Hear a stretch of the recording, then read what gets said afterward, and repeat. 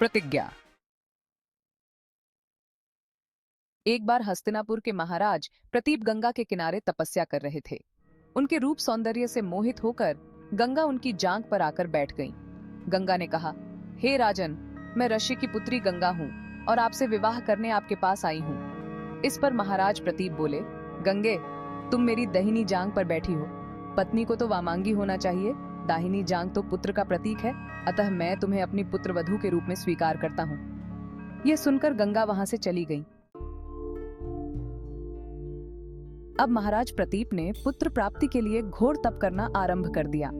उनके तप के फल स्वरूप उन्हें पुत्र की प्राप्ति हुई, जिसका नाम उन्होंने शांतनु रखा। शांतनु के युवा होने पर उसे गंगा के साथ विवाह करने का आदेश देकर महाराज प्रतीप स्वर्ग चले गए।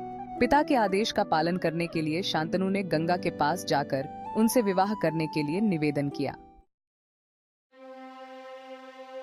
गंगा बोली, राजन, मैं आपके साथ विवाह तो कर सकती हूँ, किंतु आपकी वचन देना होगा कि आप मेरे किसी भी कार्य में हस्तक्षेप नहीं करेंगे। शांतनु ने गंगा के कहे अनुसार वचन देकर उनसे विवाह कर लिया। गंगा के गर्भ से महाराज शांतनु के 8 पुत्र हुए, जिनमें से 7 को गंगा ने गंगा नदी में ले जाकर बहा दिया और अपने दिए हुए वचन में बंधे होने के कारण महाराज शांतनु कुछ बोल न सके। जब गंगा का 8वां पुत्र हुआ और वह उसे भी नदी में बहाने के लिए ले जाने लगी, तो राजा शांतनु से रहा न गया और वे बोले, गंगे, तुमने मेरे 7 पुत्रों को नदी में बहा दिया, किंतु अपनी प्रतिज्ञा के अनुसार मैंने कुछ न कहा। अब तुम मेरे इस 8वें पुत्र को भी बहाने जा रही हो। मैं तुमसे प्रार्थना करता हूँ कि कृपा करके इसे नदी में मत बहाओ। महाराज शांतनु की बात सुनकर गंगा ने कहा, राजन, आपने अपनी प्रतिज्ञा भंग कर दी है, इसलिए अब मैं आपके पास नहीं रह सकती।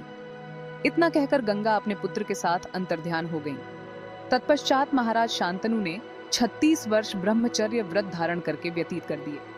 फिर एक दिन उन्होंने गंगा के किनारे जाकर गंगा से कहा, गंगे, आज मेरी इच्छा उस बालक को देखने की हो रही है जिसे तुम अपने साथ ले गई थी। गंगा एक सुंदर स्त्री के रूप में उस बालक के साथ प्रकट हो गई और बोली, राजन, यह आपका पुत्र है तथा इसका नाम देवव्रत है, इसे ग्रहण करो। यह पराक्रमी होने के साथ विद्वान भी होगा। अस्त्र विद्या में यह परशुराम के समान होगा।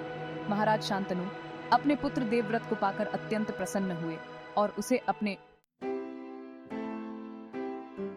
साथ हस्तिनापुर लाकर युवराज घोषित कर दिया।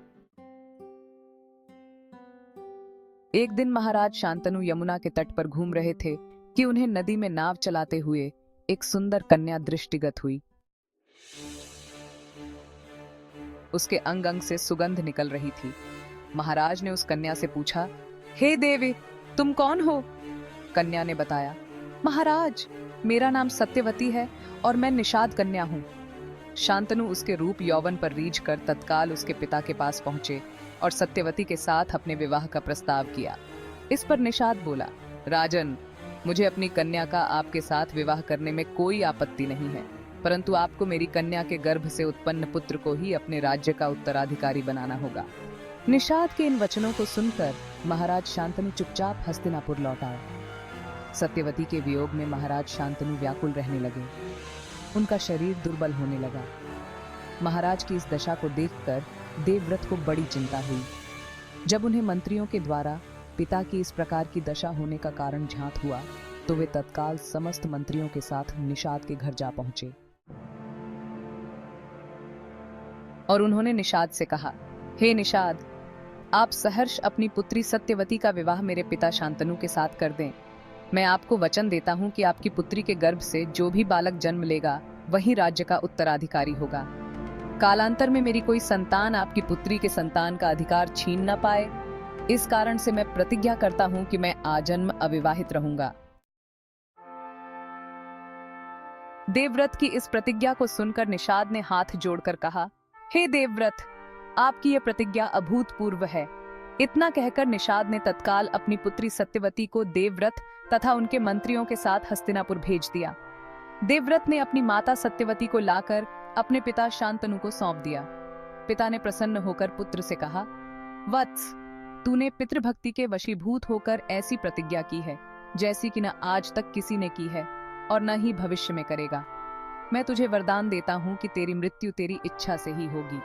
तेरी इस प्रकार की प्रतिज्ञा करने के कारण तू भीष्म कहलाएगा और तेरी प्रतिज्ञा भीष्म प्रतिज्ञा के नाम से सदैव याद की जाएगी।